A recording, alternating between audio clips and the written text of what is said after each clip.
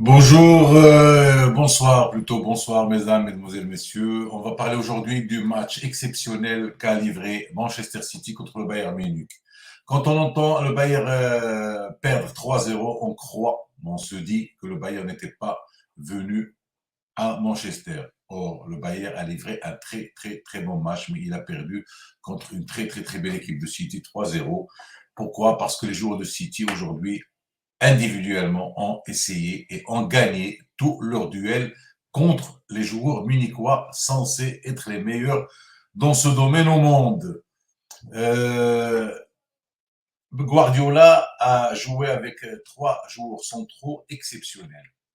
Je n'ai jamais vu dans un match des, euh, des, des interventions défensives aussi précises, aussi nettes que ce que j'ai vu aujourd'hui sur les trois joueurs de la défense centrale de City. Le milieu de terrain était formé de 5 joueurs, ou plutôt 4 joueurs, plus 4 joueurs complètement techniques, c'est-à-dire qui ont gagné leur duel techniquement et pas physiquement. C'est sûr que l'abattage physique y était dans ce match, c'est certain, mais chaque fois qu'un joueur de City récupérait le ballon, c'était pour lancer une contre-attaque avec une reconversion exceptionnelle, avec des contrôles orientés. C'est-à-dire il y avait une pureté technique dans ce match qu'on ne voit nulle part ailleurs et qui donne à la technique encore ces titres de noblesse. Et merci Guardiola pour ça. Merci Guardiola pour ça.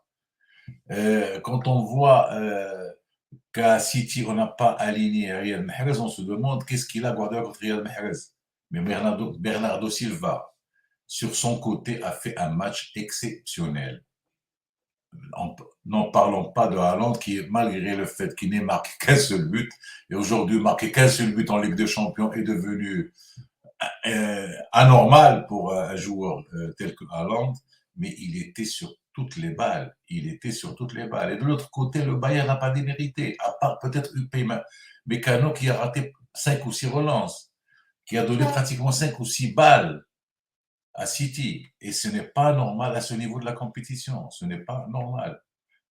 Même Pavard n'était pas si exceptionnel que ça. Et j'aurais aimé voir un Nosser Mzraoui à droite qui aurait peut-être donné plus d'allant offensif à cette équipe du Bayern. Une autre remarque concernant le Bayern, c'est surtout Sadio Mané qu'on ne retrouve plus.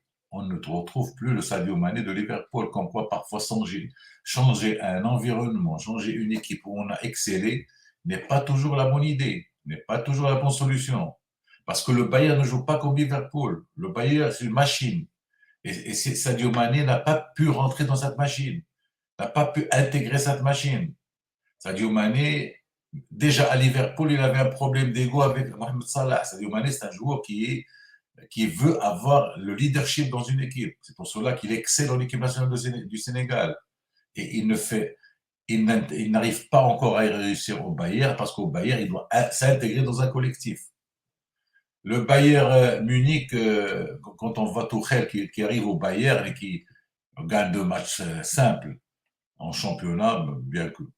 Puis perd contre Freiburg la coupe et perd aujourd'hui pratiquement. Il a un demi-pied déjà en dehors de la Ligue des Champions. Et ça sera la 3e année consécutive que le Bayern sort des quarts de finale. C'est pas encore fait, mais c'est pratiquement fait. Il faut un miracle pour que le Bayern renverse la situation contre City dans une semaine à Munich. Le Bayern, qui avait ébloui le monde entier contre le Barça, puis en gagnant la finale contre le Paris Saint-Germain en 2020, n'existe plus dans le quart final depuis cette date-là. Qu'est-ce qui s'est passé? Rien. Au contraire, le Bayern s'est renforcé.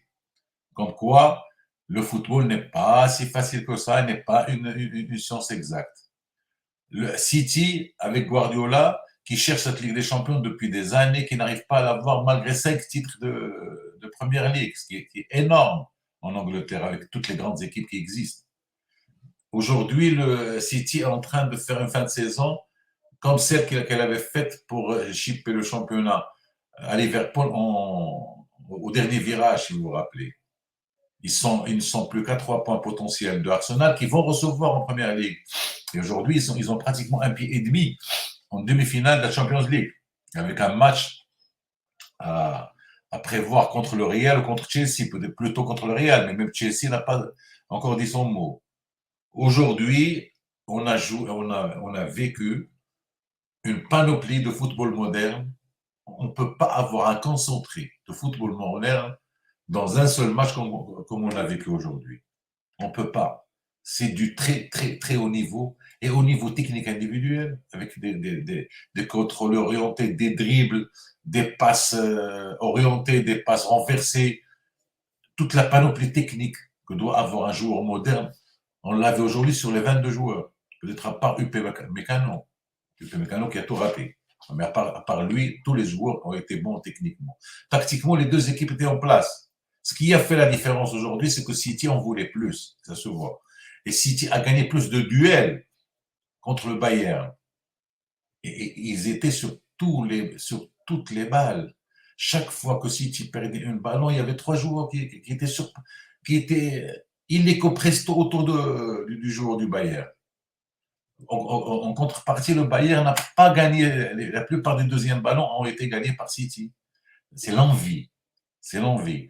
Et tous les gens qui critiquent Guardiola parce qu'en Ligue des Champions, il n'arrive pas à imposer sa tactique, aujourd'hui, il l'a imposé, il a donné une leçon au Bayern. Et Tuchel n'a pas démérité. Tuchel n'a pas démérité. Il arrive au Bayern, il rate déjà la Coupe et dans la même semaine, pratiquement, il rate la Ligue des Champions et il n'est pas sûr encore de gagner la Bundesliga parce que le Dortmund est là. Dortmund est à ses bottes. Donc, il n'a pas encore rien gagné, mais malgré ça, il reste un grand entraîneur.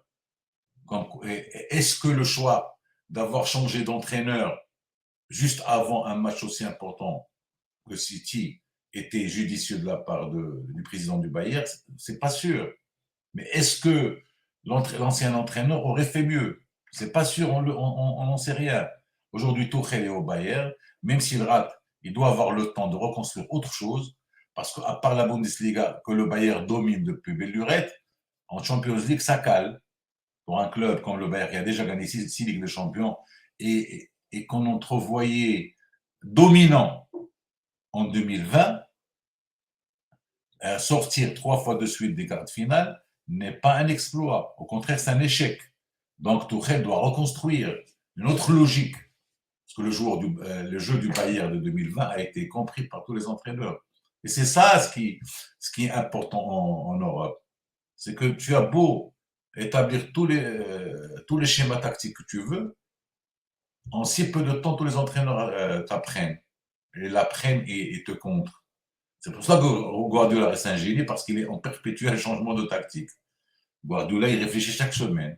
Chaque semaine, il nous fait rentrer un truc. Parfois, ça ne marche pas, comme lors de la finale contre Chelsea en 2021. Parfois, ça marche, comme aujourd'hui. Mais Guardiola reste un très, très, très grand entraîneur. Et ça fait longtemps qu'on n'a pas trouvé une équipe qui donne une raclée au Bayern. Et c'est Guardiola, le Catalan, qui venge le FC Barcelone, qui ces dernières années a été complètement corrigé par le Bayern et qui donne une fessée au Bayern, son ancien club. Il se venge. Il venge son FC Barcelone. Comme quoi, au football, on joue tellement que rien n'est écrit d'avance et rien n'est définitif.